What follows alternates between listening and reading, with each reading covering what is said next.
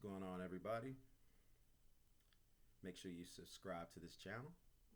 Make sure that you like this video. Make sure that you comment on this video. Talk to me nice. And make sure you share this video. So let's just go ahead and jump right into it. Today's topic is going to be do the self-work before you get to the power. All right. Now, there ain't too many people who can speak on this subject from a masterclass position of doing the self-work. Doing the self-work is going to be something that you're going to have to do on a continual basis. And self-observation is great, but there are some things that you can miss about yourself that others can see. And so it's important for you to have people around you that's going to keep it straight with you.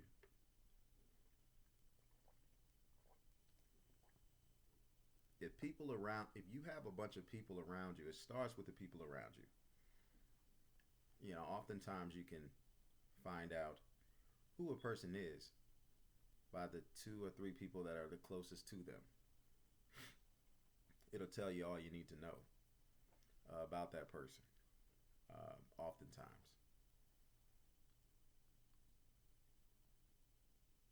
But no less, you need to have people around you you need to have people around you that are going to make you feel uncomfortable when you're out of line, out of pocket, and uncalibrated. You need people that are going to feel confident in telling you you're wrong and what you're doing is bad. Now, this doesn't feel good, but it will give you a moment of pain instead of a lifetime of it. If you do not do the self-work before you get to your powerful position in life, whatever you tried to bury, avoid, or pacify is going to be your downfall.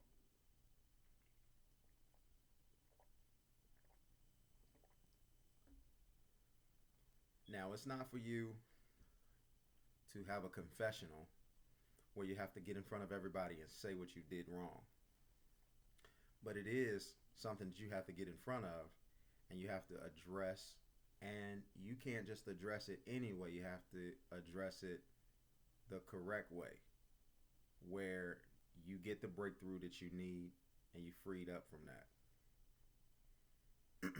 Think about if you have a drug or alcohol addiction and you rise to your power. And when you get to your power, you're going to have access to more resources. If you have a drug or alcohol problem and you have access to a lot of resources in terms of, monetaries, then you're going to be able to buy a lot of drugs and you're going to be able to buy a lot of alcohol. You've seen it before. You've seen celebrities who are well known, well loved, and you find out that they either have to check into a rehab facility because of something that they did that was painted all over the news and media. And a lot of times they may be, it's like when you're caught doing something that you're not supposed to do and you say you're sorry. Oftentimes it's not you're sorry for doing what you were doing. You're just sorry for getting caught.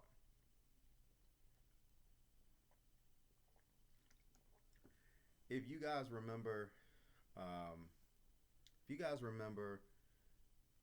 that special that they did on R. Kelly before he got locked up, they talked about all of the people. It was a network of people. Now, I don't know what's true and I don't know what's not true, but here is what was said.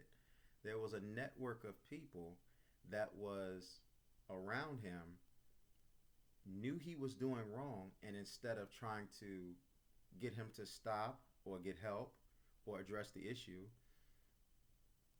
because they didn't want anything happening to their incomes, their livelihoods, and their way of life, they just let it go on. And so he had a network of people that was pacifying bad behavior. If somebody saw him doing something that he had no business doing and it was inappropriate, they turned the other cheek. And so all of that compiled, and that turned to be his downfall. You got to have people that's going to hold you accountable. Holding you accountable does not feel good. I will admit it does not feel good, but it is good, because a moment of pain is better than a lifetime of it. See, when you're being held accountable and it feels uncomfortable and it makes you queasy or whatever the case may be, the thing about that is you will get into a situation where you're uncomfortable, but you get to reverse what you're doing and you get to come away from that, and it can save you from having to let that be your downfall. I think R. Kelly got 30 years in prison, and I don't know how old R. Kelly is, but by the time he gets out of prison, if he lives to get out of prison, by the time he gets out of prison, his life is all but over. And we want to spend our lives as free as we can be. And the things, the trials and tribulations that you go through that causes you to have issues and problems, you would do yourself a service if you would address those issues, because somehow, some way, it will come back up. It will come back up. You know, my mom, when I was growing up, my mom used to tell me, sometimes you got to laugh at yourself. Because if you are always serious about yourself and other people know that, and they know that that bothers you, then that will encourage them to continue to, tease you. And so we all have flaws about ourselves. One of the things that used to bother me was how short my neck was. And, people would laugh at me having a short neck. Family, friends, and people that I encountered, they would always talk about my neck. I even had a guy when I was in college call me No Neck. And one of the things I did when I was in college is I did exercises to work on my neck. So I ended up having a short neck, and I made my neck look non-existent because I had these huge, and you can see them just a little bit. They've gone down, but you can see that I had these traps on top of my shoulders, huge. They used to stick up like this, and so I used to look like that. And some people would laugh, and it really used to bother me until I just stopped taking myself so serious, and then I started laughing at the fact, because it just takes the sting out of it. Well, that's the thing about doing the self work, or I often call it doing the shadow work. But I say shadow work so much that I just decided to, just for this episode, just call it self work. But when you do the self work, that's the only way the healing can begin. And even when you finish doing the self work, that doesn't mean that you're done with it, because you can be at a moment's notice. I remember one time Chris Carter was on this TV show. I can't remember. I think it was called First Things First. And he talked about his drinking problem and how he had celebrated at the time, I believe it was 21 years of being sober. And in the process of that, he says, every day I know that I'm one decision. I think he said, I'm one decision away. He said, I'm one decision away from being an alcoholic again. Because once you deal with it, you can move forward, but it's always right there. The temptation is always right there. And you've got to be conscientious about it because that monkey can jump back on your back. That's why I believe experience is overrated in this aspect because if once you experience something, then you always have to, and it's an experience that you enjoyed or was in or influenced you, and you have to go back into. You're in a situation where now you're just saying, "Man, I always know what it's like." Like for instance, okay, growing up, there were crackheads, okay, and these crackheads would shoot up, and I experienced and I've seen a crackhead in real time shoot up. And when they shot up, I looked at their face and it looked like they was having some kind of orgasm. And it looked like they were enjoying what they were feeling. And it looked like that they were free and they looked like that they were in some type of ecstasy or whatever the case may be. But you know what? It was killing them. And when they were sober, they knew that the cocaine was killing them. But the feeling that they were getting kept making them come back. Now, I don't know what it's like to be high. I don't. Not from cocaine. I don't know what that feels like. And because I don't have the experience of knowing what it feels like, and I listen to wisdom to keep me away from that, then I don't have that feeling following me around that I have to be self-conscious about and aware to prevent me from going back to that feeling again. And I've known people that have came off of cocaine or came off of some type of drug that they were doing, and they do good for years and then get right back on it. A situation or circumstances jump up, it's too much for them. They want to get away, they want an escape, and they remember that that particular drug made them feel that, or the alcohol, it just took the pain and it numbed it. They didn't really want to deal with the pain and meet it head on. They just wanted to numb the pain. They wanted to forget about the pain. And then that's when they do it.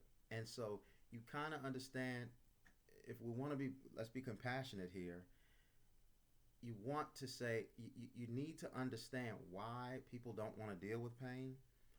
But when you deal with something head on, it takes its toll on you, but it's the only way to go. It's like it's many different ways to do different things, but it's there is one right in terms of life. There's one right there's one right decision, and then there's a bunch of wrong decisions.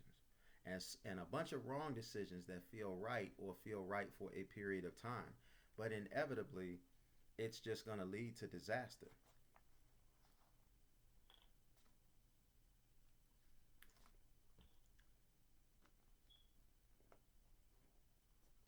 And and look, a lot of times it could be a lot of different things. You want to make more money. Why haven't I made more money? Well, perhaps if the way you are right now, if you got money, it would be a bad thing for you and everybody around you. You know, why do I go, why can't I have why can't I have a better house? Why can't I have a better car? Why can't I have a better career? Why can't I do this? Why can't I do this? Why can't I do that? And it's like in particular with money, money is a magnifier. So you sometimes you see people and you say, "Man, you made some money and you changed." Well, no, you just became more of what you are. If you're a nice person and you're a giving person and you're a loving person and you're a selfless person and you get money, you'll become that all the more. But if you're a but if you're a selfish person and you are a you everything revolves around you, and you like to hurt people, and you like to make others suffer, then when you get money, you will have the means to be that all the more. You'll have the means to be able to do that all the more. And I believe sometimes people are held from being able to have access to their power for the benefit of the world. It's just power in the right hands is great, but power in the wrong hands can be disastrous.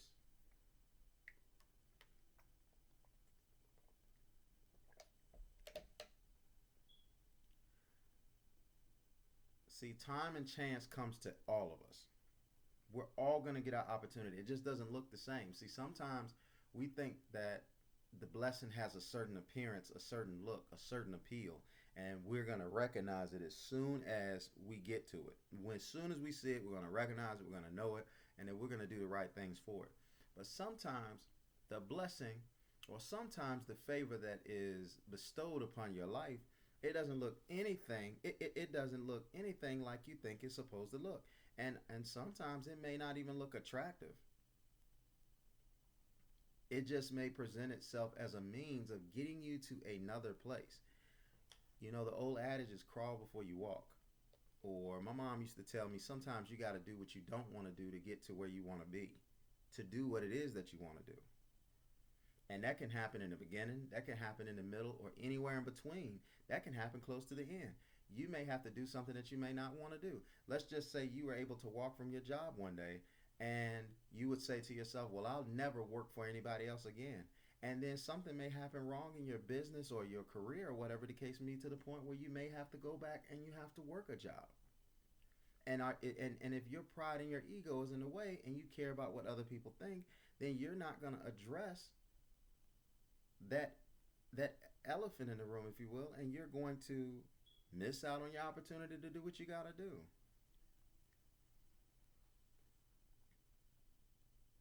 Do what you got to do. You may have to go and work at the convenience store, the library. You may have to take a minimum wage job for a period of time because something went wrong in your life. Especially if you have other people that depend on you. You can't have a mindset that you are above anything. You're supposed to think high of yourself, but you're not supposed to think too high of yourself. You're supposed to not think too low of yourself either, but you're supposed to have humility that at any given moment you could be back at square one. And if you have to go back at square one, then take pride in what you have to do at square one. But if I've seen it with take Michael Jordan for an example. All right, I'm gonna pick on Michael Jordan. Michael Jordan, we know what he's accomplished and his greatness. But Charles Barkley said something about Mike that was peculiar, and he was once upon a time a good close friend to Michael Jordan. Or they did a lot of things together. I remember they did this show with Oprah where they were both on together. So they had to have had some type of relationship of substantial, that was substantial. And Charles, he said, you know, Michael has a bunch of people around him right now that's afraid to tell him no. And that's why he's not having success in management of basketball operations. Now, he's making great money, but in terms of putting together a team that's going to be successful, that's going to compete for championships, Michael has never really done that. He's never really done that. And that goes down to the people that he hires. You know, are you going to hire somebody that can get the job done, or are you going to hire somebody that's just going to do what you tell them to do? You know, Jerry Jones is like that too. And money's not a measure of success because they're both billionaires. But in terms of winning championships, Look, Jerry Jones, when he won the championship back during the Troy Aikman, Michael Irvin, and Emmitt Smith days, okay, Jimmy Johnson was the coach. Jimmy Johnson was the greatest coach in Dallas Cowboy history. They were winning championships and they were building a dynasty. And Jerry Jones blew that up. In The Last Dance, when you heard about Michael Jordan and talking about Jerry Reinsdorf and so on and so forth, I think his name is Jerry Reinsdorf. Okay, I think it was two Jerrys, but nonetheless, upper management had they had an ego, a ego problem that they wanted to be the architect of the way things were going on. They wanted to get credit for the way things were going on, and then the players wanted to get credit for the success of the team. And just something that trivial caused that dynasty to break up. Because every year he was threatening to, rebuild, rebuild. And sometimes when we get success as a team, or we get success as a unit, or whatever the case may be, there's some people that they're upset that they're not getting the credit that they think they ought to get.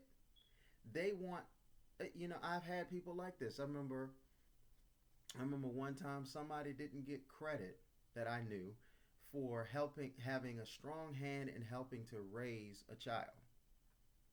Or they didn't get enough credit. Or somebody's getting up there and they're talking in front of a group of people and they're giving their thanks and everything like that. And then somebody was left out, or somebody wasn't talked about enough. And then that person, that their whole life seemed like they're ruined. It's ruined because this person didn't acknowledge them and their efforts and what they did. That person may have gotten up there and forgotten to mention A, B, and C just because of the gravity of the moment. But even if they just personally missed out on it, are you doing these things because you want credit for them, or are you doing these things because it's your heart?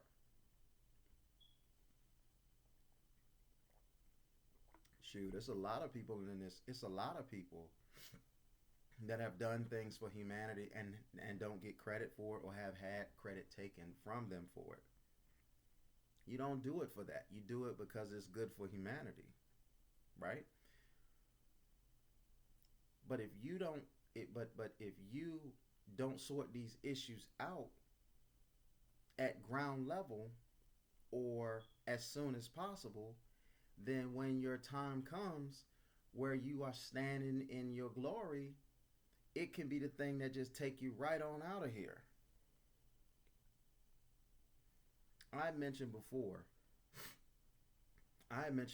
about this with men. I said, there comes a point in a man's life when he's a young man where he needs to zip his pants up, not concern himself about women and the temptations of relations with women. And he needs to focus and concentrate on his vision, finding himself, knowing himself, learning about himself, and mastering the discipline of saying no to that temptation. And the reason why is because if he in the process of doing everything that he's doing, if he is easily lured and controlled by the power of the P, or the P sleeve, all right? If he is controlled, if the P sleeve gets him off of his rocker so easily, or distracted, or he does anything to get it, then when he gets to his place of power, he's going to blow it, because someone will recognize that weakness. And he has to own up to that, or he needs to have somebody in his circle that's going to help him see that that's a problem. And he has to be a person to agree that that's a problem. Especially if it's examples. It's just like, man, listen, you had a test, you skipped class to go and be with that girl. What are you doing, man? You got to get your life together. And that person has to say, I did skip class. and just own it for what it is. I did skip class to be with that girl, and that girl knew I had class, and she didn't even care because me being with her benefited her. So she's thinking about herself. She's not thinking about me. I need to dial it back. Hey, baby, listen. I love and enjoy spending time with you, but I I need to focus on my studies. You know, and then I still want to spend time with you, but we got to make sure that we're doing things around my class, my schooling. Or the reaction, man, no, I ain't, man. I got it. I got it. You know, that's like the kryptonite saying for people. I got it. I got it. If it's being pointed out to you that you don't have it, you telling them in response that you have it doesn't mean you have it. It just highlights how much you don't have it. Your loved ones are coming to you and they're saying some things that are uncomfortable to you. Ask them, is it coming from a place of love? Don't keep saying, oh, they're jealous. Like, your mama jealous of you, son? Your mama jealous? Like, what does your mom have to be jealous of? Like, you saying to me that your mama don't want you to win? So your mom is telling you something and you think that it's because she's jealous of you? Yet when you need someone, these are the people that you go to? It'd be one thing if it was these haters out there saying something about you. But it's not the haters. It's the people that love you and care about you. That's telling you, you got issues. You got something wrong with you. You need to fix this. You need to fix that. You should be grateful that they're saying those things. And acknowledge it. Speak to your moment. One of the things that I had to do is I had to say in the moment, dang, you know, it really hurts to hear you say that. That hurts me. But I can't lie. You're right. I do need to fix that. I need to do that. Dang. I guess I wasn't even thinking about it. This is an example of me allowing my spirit to lead me over my flesh that wants to do what it feels like it wants to do. Man, usually your flesh is wrong, man. It's just usually wrong. And when it is right or it turns out well for you when you follow your flesh, I sometimes think that that's the worst thing in the world because it gives you even more confidence in your flesh. Listen, the clock is always right. A dead clock is always right twice a day. So just because you're right about some wrong stuff don't mean that it's working for you. Listening to your flesh is going to be the death of you. You say the wages of sin is death, right? You keep doing the things that you keep not being led by your higher self and abiding in the righteousness that's already inside of you, then you are going to get the wages of those decisions, which is death. And death has a price. And when the amount adds up, when the amount adds up to the price of death, then it will be time to pay. And every time you do something that you know isn't right, you are adding to that amount. And nobody knows, just like nobody knows when they're going to die, nobody knows how much their death is going to cost. But when the tally meets the point that it's supposed to meet for your death, you're gone. You're gone. And you got to learn how to withdraw from those wages so they don't add up. You got to learn how to withdraw. You got to learn how to stop putting money in the death account. And one of the things that you can do is dealing with and doing the self work on yourself, so you stop doing activities and creating actions that lends wages to your death.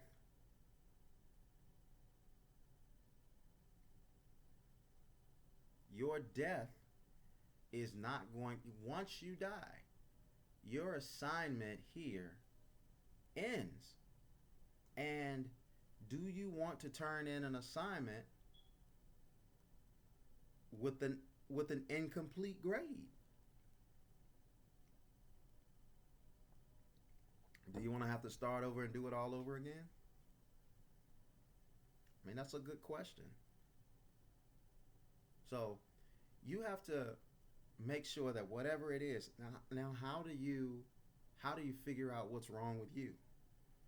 You're gonna have to withdraw in a sense, and you're gonna have to take some time, and you're gonna have to be alone. You're gonna have to take some time, and you're gonna have to reflect. You're gonna have to take that time, and you're gonna have to see things for what they really, really are. Look, look inside of yourself, and you're gonna find all of the things that there is about you. But it's gonna take some time. But you gotta do it. You owe it to yourself. Unless you can sit here and say that you're perfect, you're blameless, and you don't do anything wrong, which I don't think any of us can say or any of us can do, then you're going to have to make sure that you're constantly evaluating yourself. You're going to have to constantly own up to what you're doing wrong. You know that you're on your way when, at least when you do something wrong, you recognize it and you repent for it and apologize for it.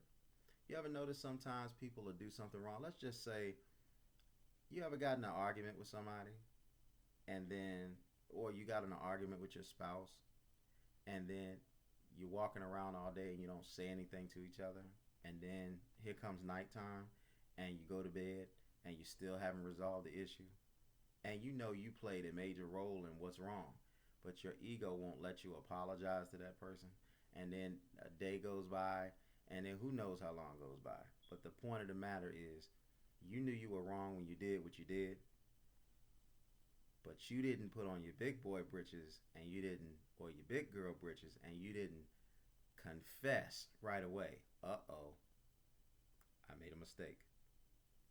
I'm sorry. That's the healing work. That's the healing work right there. And you get better at it, because saying I'm sorry is not an easy thing to do for most people. And so if you don't want to apologize for something, then you don't do it. But if you have a problem, you'll end up doing something that you'll have to apologize for. At least apologize for it as soon as possible, preferably the moment that you do it. But if you know you're doing something that hurts you or somebody else, and you don't have the propensity to be able to stop yourself from doing it, then that means you don't have control over it. It has control over you. And that's the sign right there that you need to make a note of, that this particular instance, this particular situation, I don't have control over this situation. And it's not about always getting control. It's just about it not controlling you. It's not you controlling it. Sometimes you don't even have to deal with it. You just say, no, I'm not going to deal with that. But you can get to the point where you can say, you know what? I acknowledge that I want to do this, but I'm aware that if I do it, it's going to hurt me or it's going to hurt someone else. And do I want to hurt me, or do I want to hurt someone else? If the answer is no, then I probably shouldn't do it.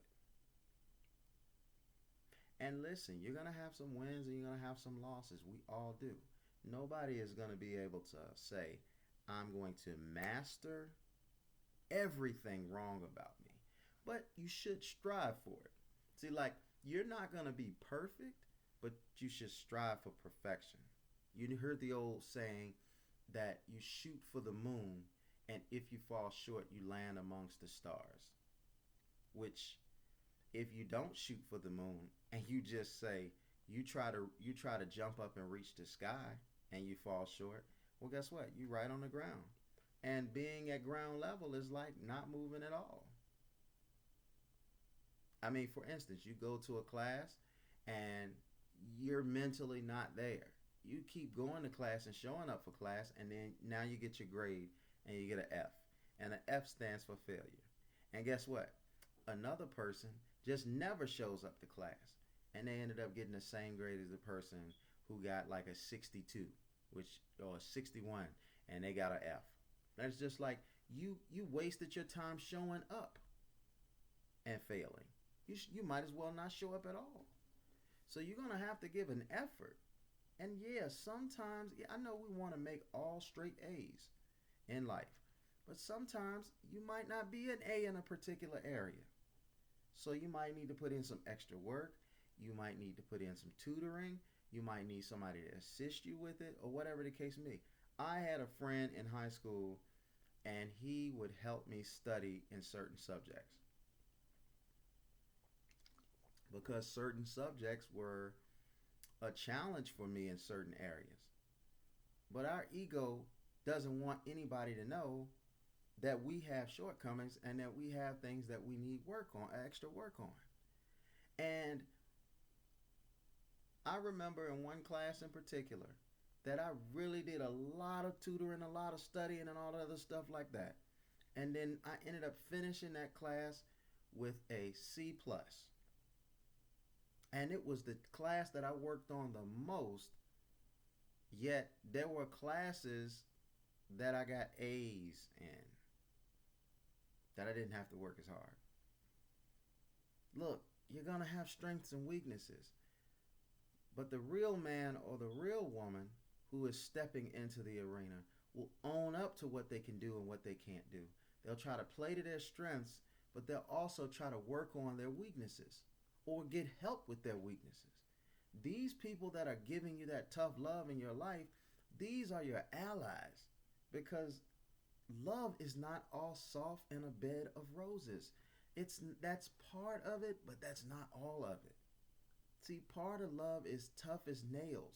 It's the nails, it's the hammer, it's the concrete, it's the crack in your head and getting yourself realigned to say, whoa, I was out of place, I was out of line.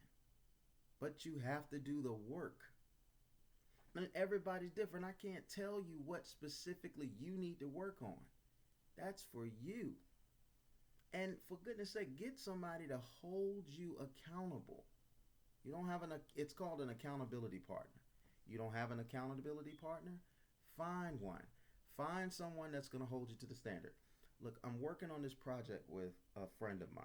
And I told him, I said, look, don't be afraid if I'm not doing something right to tell me. And for goodness sake, don't worry about your tone, but I need to make sure that I know you love me for you to have the authority that I'm giving you. If at some point I feel like you moving with me in a place that's not love, then you're going to be cut off.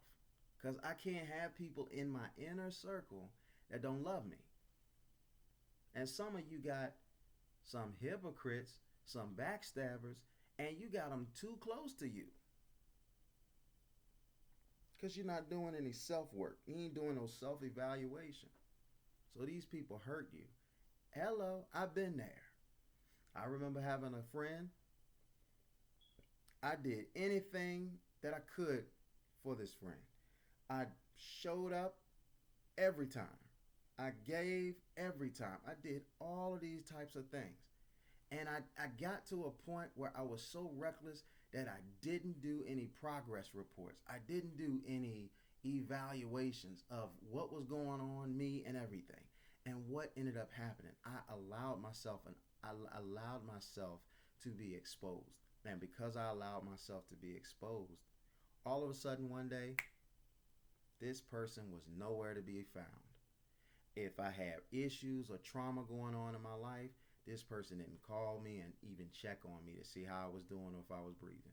If somebody in my family was sick, if I was going through any type of hardship, This person wasn't even so much as picking up the phone just to check on me and say hello.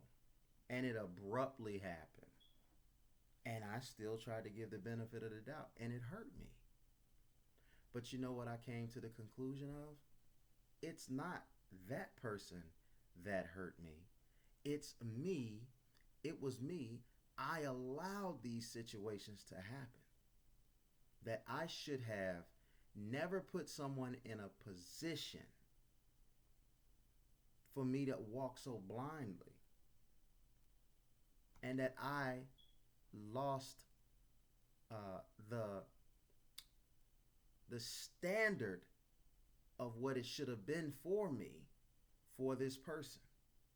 Because sometimes people are so patient that they will wait in the bushes long enough for you to feel like there is no threat, and they will pounce at the most opportune time. You got to be aware of that. And it could come from somebody that loves you and cares about you. Because see, somebody that loves you and cares about you, if you open yourself up to be taken advantage of, sometimes it's just too tempting for them to not take you for granted. They don't want to necessarily hurt you, but you make it too easy for them to not hurt you, to not take advantage of you. This is just like when I started talking about relationships and how we talk about unconditional love. No, you need to hold people to a standard, and you need to have conditions, because you can say, I will be there for you and love you and honor you and cherish you and everything unconditionally.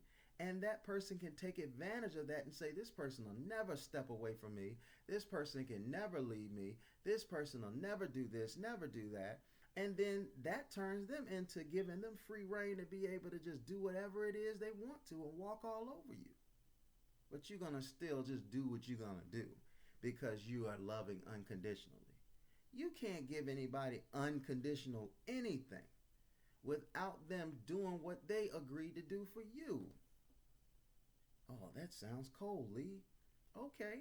Well, you're going to put yourself in a situation. You're going to put yourself in a situation where you're going to get railroaded.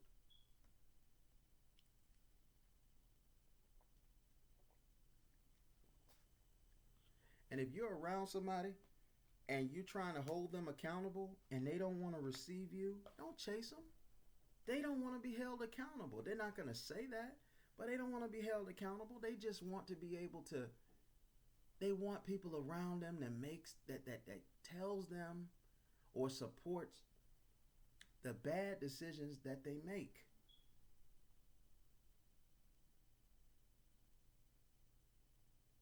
And you can't be around people like that if you're trying to live a righteous, honest life. You can't do that. What you put out there is what you're going to get back. I don't have a lot of friends. I don't want a lot of friends. You know why I don't want a lot of friends? Because I don't want too many eyes on, having to have too many eyes on too many people in my circle, because my circle need to be small and I need to be able to see everybody at all time peripherally. But as I stated before, I allowed somebody to get too close, give them too much access. And that doesn't make me a good or a bad person or anything. It's just simply saying that any one of us, including myself, because I am like you, I can't allow myself to not to drop the standard for anyone because they've been doing a good job for a long period of time. And that's what, think about that. When we get in relationships, that's what happens. We get in these relationships and we say and we do everything that we think the other person wants to hear and see long enough for us to get what we want, and then we stop doing the things to get what we wanted because we have it now. My mom used to tell me, she still tells me this, You got to do the same things that it took to get her to the prom to keep her at the prom. And that goes for men and women. You worked hard and you got into the position that you got into, then you either have to continue to work hard or you have to have systems in place that's going to keep the hard work being done for you. But one thing's for certain, the hard work is always going to be needed to maintain or grow to a higher standard. All right. So in closing, so I'm going to wrap up right there. So these are my final thoughts.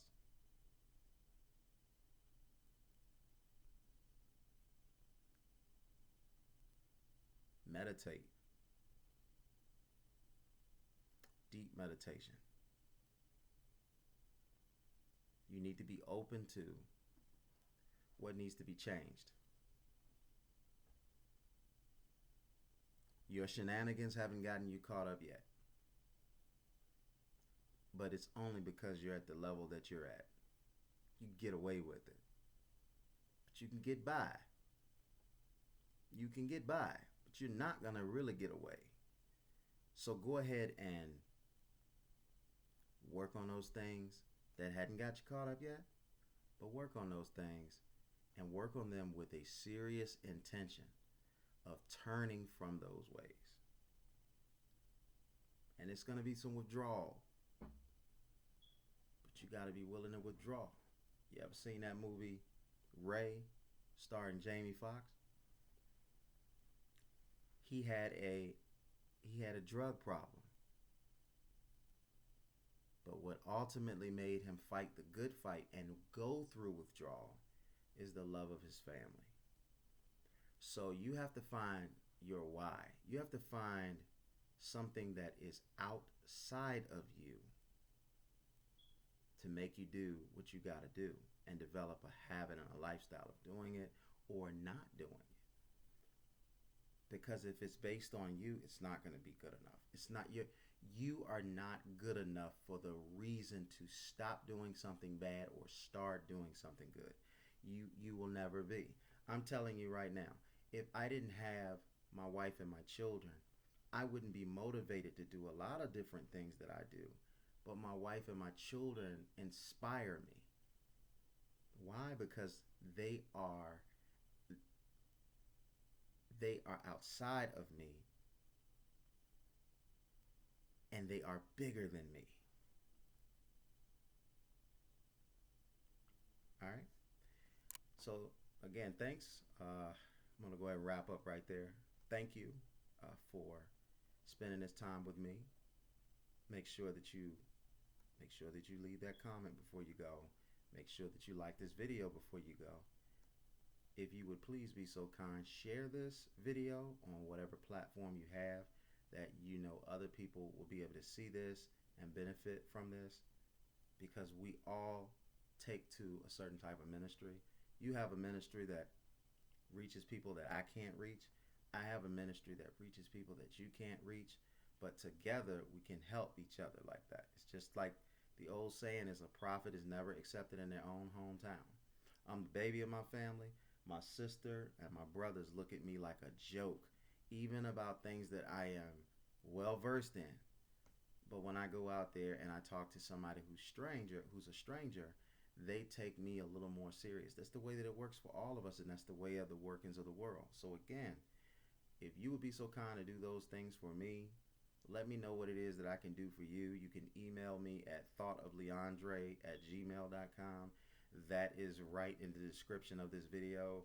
And also, lastly, but certainly not least, just move forward and continue to have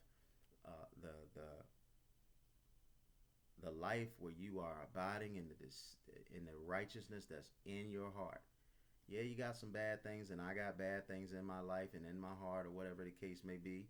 We all have challenges, but you know what? We don't have to abide in those things. We can abide in the righteousness that's in us. And it's about you changing the things that you need to change about yourself, turning from the things that you need to turn from, and turning to the things that you need to turn to. All right? That's my time. Love you guys. Take care.